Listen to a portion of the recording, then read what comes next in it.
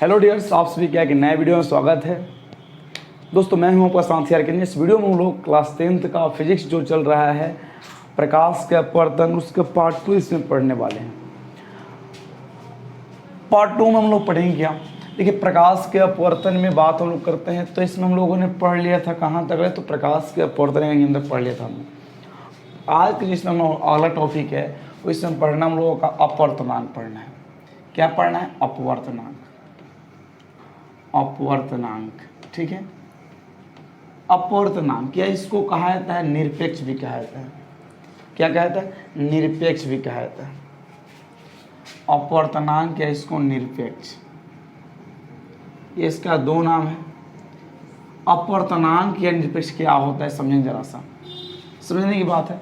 देखिए, हमने जो पार्ट 1 पढ़ा है, जिन्होंने पार्ट 1 नहीं देखे हैं वो चैनल पर वीडियो उपलब्ध है और उसको आप लोग देखेंगे। हालांकि बता दें आपको, जो हम लोग क्लास इतना गैप होने के पीछे रीजन आपका है हमारा जो मेन गला अभी आज भी ठीक नहीं, फिर भी हमने सोचा कि लाइव क्लास ना लें, लेकिन फिर भी आप लोगों के लिए एक वीडियो बना दें ताकि आप लोग ये नहीं कहेंगे सब लोग के छोड़ के साफ चले गए। तो आप लोग इसमें पढ़ेंगे कैसे, तो अपवर्तनांक पढ़ेंगे। गला ज्योमेट्री ठीक होता है, लाइव क्लास लेना शुरू कर देंगे। अभी गला के लिए दवाई चल रहा है, ठीक है। देखो समझ, अपवर्तनांक किसे कहते हैं, अपवर्तनांक क्या है या किसे कहते हैं, तो निर्वात में प्रकाश की चाल एवं किसी माध्यम में प्रकाश की चाल के अनुपात को हम क्या कहते हैं, तो क्या कहते हैं? अपवर्तनांक कहते हैं। किसी माध्यम में, इसका परिभाषा क्या हो जाएगा? निर्वात में प्रकाश की चाल, निर्वात में प्रकाश की चाल तथा किसी माध्यम में प्रकाश की चाल, समझिए ध्यान से, प्रकाश की चाल के अनुपात को हम क्या कहते हैं, तो अपवर्तनांक कहते हैं। अपवर्तनांक कहते हैं, ठीक है। कि निर्वात में प्रकाश की चाल एवं किसी माध्यम प्रकाश की चाल के अनुपात को हम क्या कहते हैं? अपवर्तनांक कहते हैं। देखिए, अपवर्तनांक इसे एन या इसको कहते हैं म्यू, क्या कहते हैं? म्यू। एन या म्यू से सूचित किया जाता है, से सूचित किया जाता है। क्लियर? देखिए, अपवर्तनांक बराबर सूत्र क्या होता है? अपवर्तनांक बराबर सूत्र क्या होता है, तो होता है निर्वात में प्रकाश की चाल, निर्वात में प्रकाश की चाल, सबने लिखा है, हमने परिभाषा में साफ लिख दिया है कि निर्वात में प्रकाश की चाल तथा किसी माध्यम में प्रकाश की चाल के अनुपात को हम क्या कहते हैं, तो क्या कहते हैं भाई, तो हम अपवर्तनांक कहते हैं। यानी कि अनुपात का मतलब क्या होता है? बटा, यानी हमने इसको बटा दिया। निर्वात में प्रकाश की चाल बटा में किसी माध्यम में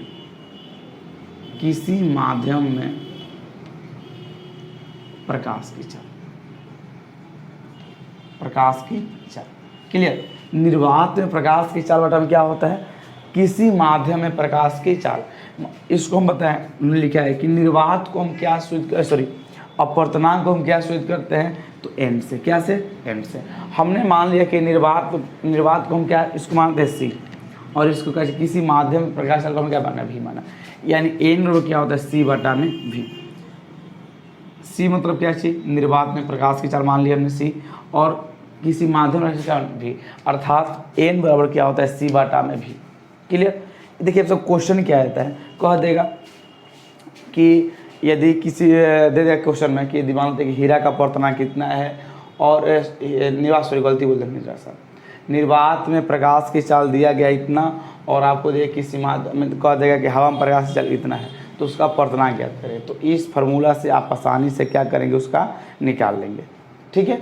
इसी का एक छोटा भाई हम लोगों का है आपेक्षिक, उसको कहते हैं आपेक्षिक अपवर्तनांक कहते हैं। उसमें कहते हैं आपेक्षिक अपवर्तनांक कहते हैं। ये अपवर्तनांक था, वो क्या? आपेक्षिक अपवर्तनांक। तो इसको जरा सा आप एक स्क्रीनशॉट ले लेंगे उसका, उसके बाद हम लोग आगे सीखेंगे, ठीक है। इसका अगर फिर समझाता है जरा सा कि देखिए अपवर्तनांक क्या होता है कि किसी निर्वात में प्रकाश की चाल एवं किसी माध्यम में प्रकाश की चाल के अनुपात को हम क्या कहते हैं, तो अपवर्तनांक कहते हैं। इसे एन या म्यू द्वारा सूचित किया जाता है। अर्थात अपवर्तनांक बराबर क्या होता है, निर्वात में प्रकाश की चाल बटा में किसी माध्यम में प्रकाश की चाल। अतः एन बराबर क्या होता है, तो निर्वात में प्रकाश को सी मान लिए और किसी माध्यम में प्रकाश भी, अर्थात एन और सी बटा में भी। ये फार्मूला हो गया, अभी फार्मूला याद कर लीजिएगा। क्लियर। अब हम लोग इस वीडियो में आगे पढ़ेंगे कि आपेक्षिक अपवर्तनांक है। देखिए जब दो वस्तु कह देगा, दो माध्यम दे देगा, उससे कहे एक दूसरे के सापेक्ष ज्ञात करें, तो उसी को हम बोलते हैं आपेक्षिक अपवर्तनांक। जैसे कि हमने यहाँ पर देखो मान लेते हैं कि माध्यम 1 में जो प्रकाश चल क्या है V1 है, तथा माध्यम 2 में जो प्रकाश चल क्या है V2 है। तो यहाँ पर कह देगा, यहाँ पर देखो दो केस उत्पन्न होगी। कह देगा एक बार कि माध्यम 1 का माध्यम 2 के सापेक्ष, माध्यम 2 का माध्यम 1 के सापेक्ष। तो यहाँ पर इसी को हम सापेक्षिक, ये जो सापेक्ष होता है इसी को मतलब आपेक्षिक अपवर्तनांक बोलेंगे। यहाँ पर केस 1 जो उत्पन्न होता है वो क्या होता है, कह देगा कि माध्यम 1 का माध्यम 2 के सापेक्ष, इसको 1 2 लिख देंगे, 1 और 2 के सापेक्ष अपवर्तनांक क्या होगा। क्लियर। देखो तो यहाँ अपवर्तनांक पूछता है, हम अपवर्तनांक को क्या सूचित करते हैं, तो एन से।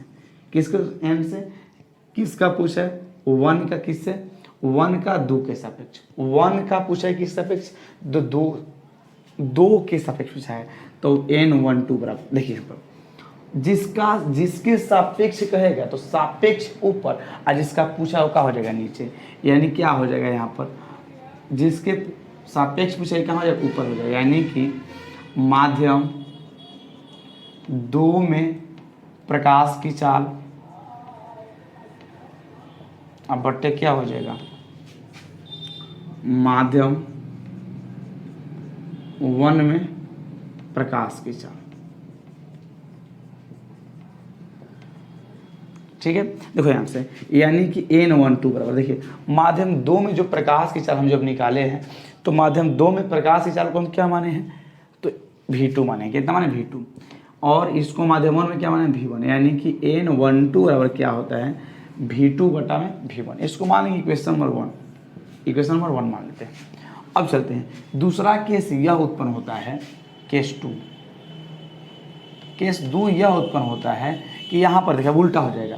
यहाँ पर माध्यम 1 के कह दिया माध्यम 2 के सापेक्ष, लेकिन अब ये कह देगा केस 2 में कि माध्यम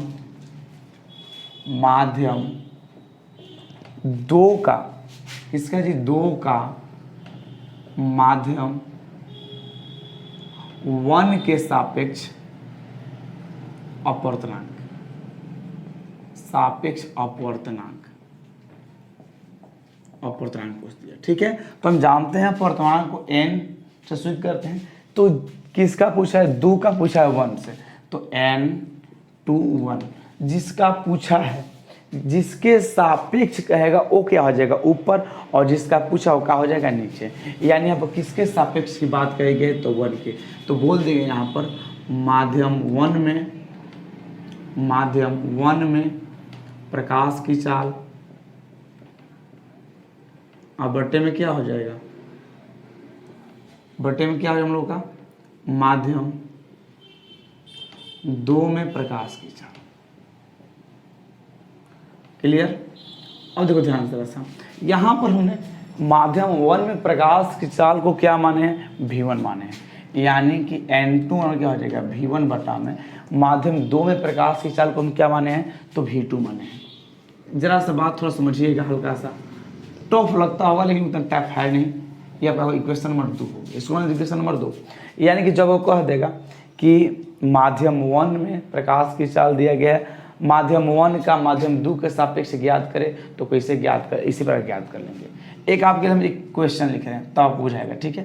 क्वेश्चन क्या लिखते हैं, जैसे क्वेश्चन को लिख रहे हैं जैसे, हाँ एक क्वेश्चन ये है कि कांच का अपवर्तनांक दिया गया है, कांच का अपवर्तनांक 1.6 है, 1.6, तथा हीरा का अपवर्तनांक हीरा का अपवर्तनांक, हीरा का अपवर्तनांक,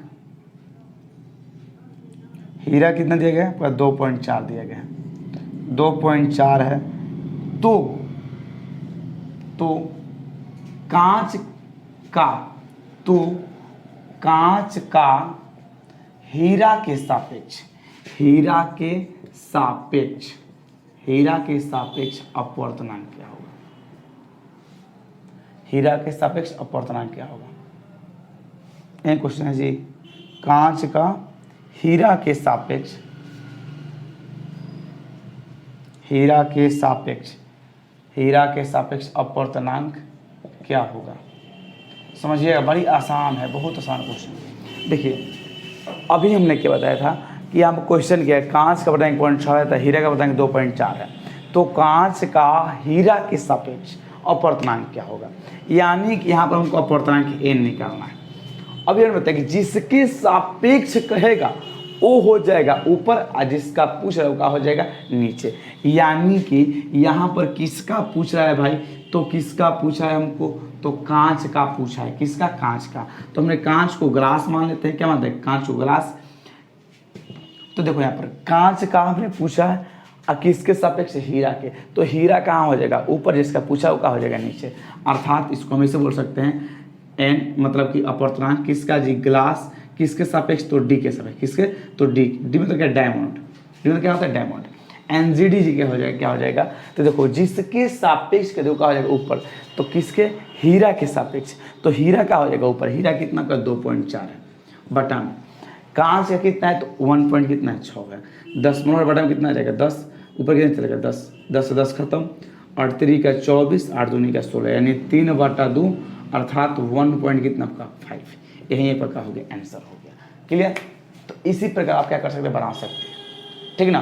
तो यही क्वेश्चन था, ऐसा ही क्वेश्चन आपको न्यूमेरिकल मिलेगा। और जरा से एक बात है, यहाँ से हम एक और आपको बात बताने वाले हैं कि अगर मान लेते हैं कि समीकरण और समीकरण 2 सबको हम करेंगे जब, तो क्या मिलेगा आपको? समीकरण और जब समीकरण 2 से हम करेंगे तो हमको ये पता चलेगा कि ये हमको पता चलेगा कि 1 के सापेक्ष जो अपवर्तनांक होता है वो क्या होता है? तो एक दूसरे के व्युत्क्रम होता है। क्या होता है? व्युत्क्रम होता है। क्या होता है? व्युत्क्रम। तो हालांकि आप दोनों को करेंगे तो ठीक, नहीं तो आप इतना याद करिए, जिसका पूछ दिया आपको इतना बस याद करना है कि जिसका पूछ दिया वो कहाँ हो जाएगा? जिसके सापेक्ष का वो ऊपर, और जिसका पूछा वो कहाँ हो जाएगा? नीचे। ठीक ना? यही आपको केस आता है। क्लियर? चलिए आगे बढ़ते हैं।